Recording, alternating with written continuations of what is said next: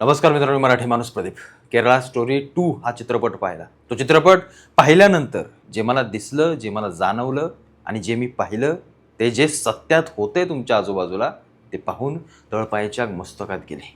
Love जिहाद, अनेक जण ज्याला प्रोपोगंडा म्हणतात, अनेक जण म्हणतात की असं काही नाही आहे. अनेक जण मुली म्हणतात की हा आमच्या मर्जीचा विषय, आम्ही प्रेम करतो, आम्ही जे काही करू ते आमचं स्वातंत्र्य आहे. त्या प्रत्येक मुलीला मला एकच गोष्ट सांगायची आहे की तुमचा प्रत्येक जण तसा असेलच असं नाही. या चित्रपटातून एक गोष्ट शिकायला मिळाली. या चित्रपटातून एक गोष्ट लोकांना सांगायला मिळाली की जे घडतंय, जे चित्रपटामध्ये तुम्ही पाहिलं ते खोटं नाही आहे. जे तुमच्या आजूबाजूला घडतंय ते पडद्यावरती दाखवलंय आणि ते पाहायला गेल्यानंतर आम्हाला ते त्यातून काहीतरी शिकून बाहेर आलं पाहिजे.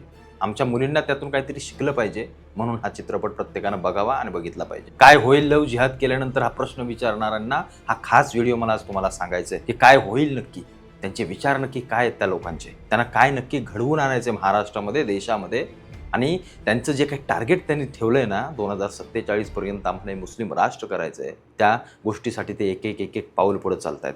एक मुलगी, हिंदू मुलगी त्यांनी हातात घेतल्यानंतर, त्या चित्रपटामध्ये तुम्ही पाहिलं असेल, एक मुलगी हिंदूंची हातात घेतल्यानंतर तिला पुढे त्या मुलीला, म्हणजे एक मुलगी हिंदूमधून मुस्लिम होते, कन्वर्ट होते, म्हणजे आपली एक पिढी पूर्णपणे संपली. तिकडे जाऊन तिला जर 3-3, 4-4 मुलं ते जर जन्माला घालत असतील तर त्यांची लोकसंख्या वाढली किती, त्यांचं पॉप्युलेशन झालं किती, त्यांच्या पिढ्या वाढल्या किती, याचा एक साहजिक, एक छोटासा साधा विचार तुम्ही करा की नक्की काय फरक पडणार आहे, नक्की काय बदल घडणार आहे या सगळ्या गोष्टींमधून.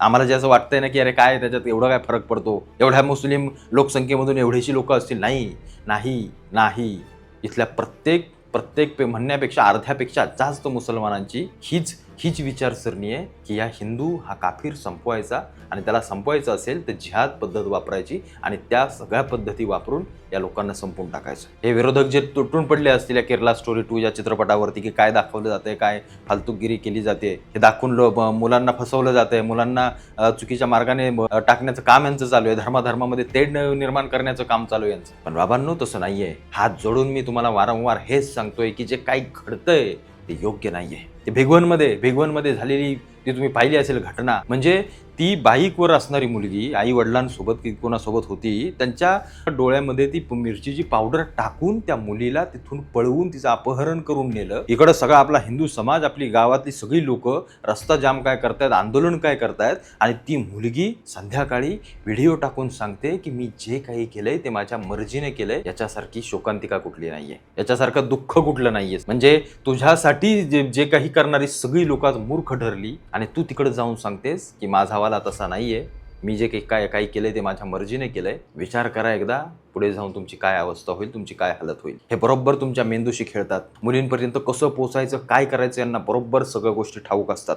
हे तुम्हाला असं दाखवतील की आम्ही त्यातले नाहीच आहोत, आम्हाला त्याच्याशी काही घेणं देणं नाहीये. पण तिला हे माहीत नाहीये की पुढे तिच्या आयुष्यामध्ये नक्की काय वाढलंय, काय वाढून ठेवलंय. हे सांगणारे आई वडील आमचे, ती सरळ त्यांना मूर्ख ठरवते. एखाद्या कुठल्या तरी नको असल्या फालतू पोरासोबत जाऊन ती असा व्हिडिओ करून समाजालाही तोंडावर पाडते, आणि कोर्टामध्ये तर त्यांना आयतं कोलीत मिळालंय की जर तिची मर्जी असेल तर मर्जीने तिनं काहीही करावं. मग तो आम्ही करूच काही शकत नाही. आमचे हात संपूर्णपणे दगडाखाली सापडतात, आणि या सगळ्या गोष्टींचा फायदा उचलून हे या मुलींना कन्वर्ट करून पुढे सगळ्या गोष्टी त्यांचे मनसुबे चालवतात. एक हिंदू मुलगी गेल्यानंतर एक हिंदू मुलगी नुसती जात नाही, त्या मुलाला त्या टार्गेट दिलंय की तू एवढ्या मुली आण. त्यांचे रेट ठरवले जातात, त्यांची किंमत केली जाते, त्यांना इमाम दिला जातो, त्यांच्या समाजामध्ये, त्यांच्या धर्मामध्ये त्यांचं नाव काढलं जातं. हे सगळं ते आहे, जे आहे ते चित्रपटामध्ये दिसतंय ते खरं आहे. उत्तर प्रदेशमध्ये योगी आदित्यनाथांनी जे काही रॅकेट सगळे बाहेर काढले, जे काही पकडलं, त्याच्यामध्ये हजारो मुली धर्मांतरण करून या असल्या मार्गाला लावल्या होत्या. तुम्ही तुमच्यातले अनेक जण हिंदू जे काही संघटक आहे, संघटना आहेत, त्या लव्ह जिहादावरती काम करतात,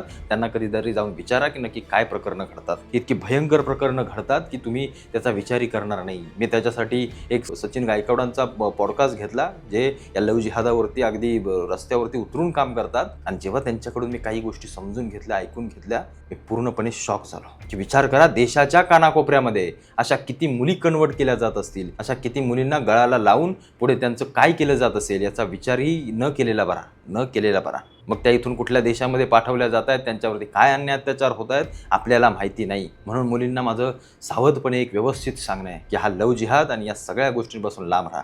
हे बॉलिवूड इंडस्ट्रीवाले अर्धे हे खान लोक, हे बाकीचे सगळे राजकारणी हे याच्यासाठीच बनलेले आहेत, त्यांना हेच करायचं आहे. 2047 पर्यंत मुस्लिम राष्ट्र होणार कसं, त्याची ही एक एक पावलं पुढे चाललेत. त्यांची लोकसंख्या वाढली, त्यांचं मतदान वाढलं की त्यांची सत्ता आली. त्यांची सत्ता आल्यानंतर तर ते बेफाकपणे उघडपणे त्यांना जे हवं ते करतील, त्यांना जे मनाला वाटतंय ते करत सुटतील. याच्यासाठी आम्ही थोडंसं सावधान राहिलं पाहिजे, सजग राहिलं पाहिजे. एवढंच म्हणून सांगायचंय मला, प्रत्येकानं हा चित्रपट बघावा, केरला स्टोरी 2. प्रत्येक मुलींनी, कॉलेजमधल्या मुलींनी या सगळ्या गोष्टी पाहाव्या, जेणेकरून तुम्हाला समजेल की नक्की काय परिस्थिती असते. पालकांनी या सगळ्या गोष्टी आपल्या मुलांना दाखवाव्या.